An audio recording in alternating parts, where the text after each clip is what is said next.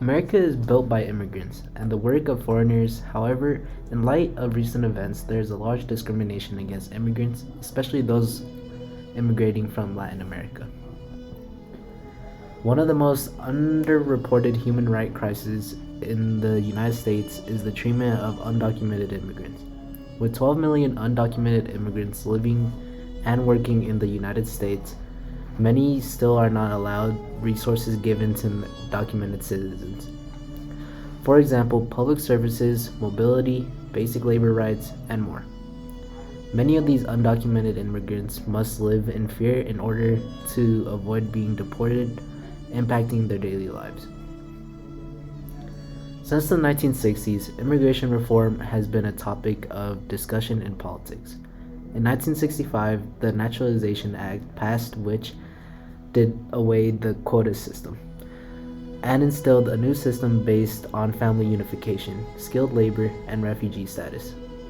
Since then, groups fleeing for asylum in the United States from various countries have migrated here in waves. For example, during the Vietnam War, Vietnamese and Cambodians fled for the US.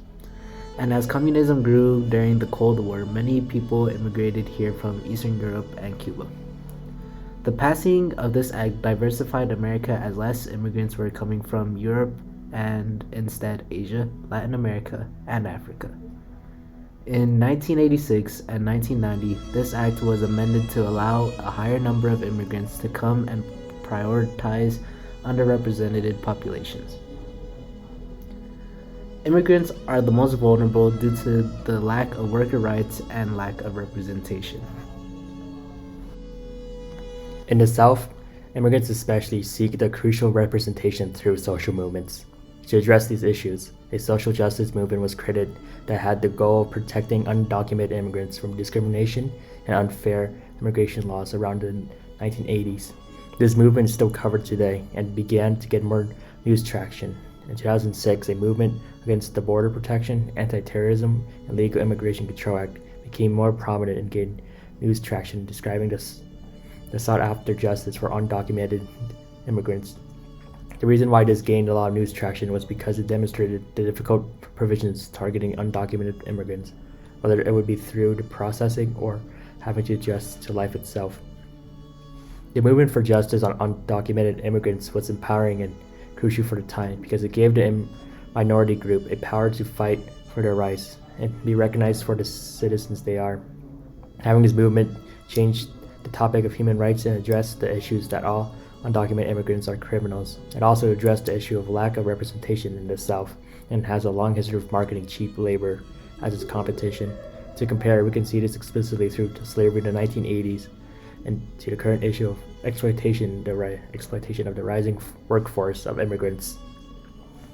Many worker justice movements in the South seek to work against this long current image of immigrant workers as disposable, which enforce the long stigma in the South.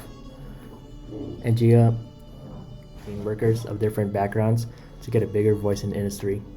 These conversations among vulnerable groups of workers are valuable for situating immigrant rights within wider legal, employment, and social justice issues, and guarantees immigrant worker their rights. The current worker justice movements today often draw on the same rhetoric as Black-Brown coalitions and immigrant rights movements, where all three initiatives seek common ground among different groups. Since racial stereotypes are often promoted at work sites to divide and control workers, the spread of awareness and information strives to strengthen the movement for more worker rights, especially among exploitation of the immigrant. Some of the results after this movement is that in 2001 we saw an unprecedented peak in immigration, and this same year the DREAM Act passed, which stands for Development, Relief, Education of Alien Minors. During the 2006 and 2008 election cycles, Latino voters' voting patterns saw a significant change as a result of the movement's actions. Republicans' positions on immigration rights caused a large portion of Latino voters to reject them. Later, in 2012, under the new presidency of Obama, the DACA Act was passed, which is the Deferred Action for Child Arrivals Act, also allowing a path to education and the workforce for child illegal immigrants. Despite Obama's passion for immigration reform, no other bills were able to be passed regarding immigration reform during his presidency. Despite there being no real post-movement, since this is still an ongoing issue in the United States, here are some of the effects. Immigrants without documentation are still subject to discrimination, imprisonment, and deportation. Advocates for the inclusive policies and comprehensive immigration reform are carrying on the movement's legacy. In 2016, Donald Trump led an anti-immigrant campaign against Obama, also encouraging the false narrative that Obama was not a U.S.-born citizen. Trump had many talking points regarding immigration, like building a multi-billion-dollar southern border wall, and that immigrants, specifically from Latin America, bring crime, drugs, and gangs. In his presidency, he made 472 changes to the system of immigration in the U.S. Some of the most notable were partial construction of a border wall, the travel ban for people from the Middle Eastern countries, and separation of families at the border, along with mass deportations and inhumane treatments of people being held at the border. The election of Biden in 2020 immediately reversed many of Trump's policies, and the border wall stopped construction. In May 2023, when the pandemic felt sufficiently over, Biden stopped Title 42, which was the practice of having immigrants wait for their day in court outside of the U.S., which has been criticized since. In this time, it has been estimated that nearly 3 million immigrants have entered the U.S. and are waiting for their day in court. This is putting a heavy financial strain on sanctuary cities like Denver, Colorado, which are spending millions on housing and caring for illegal immigrants. In response to this crisis, Biden has been trying to pass a new Reform Act, as this country hasn't passed a new one in the last 40 years.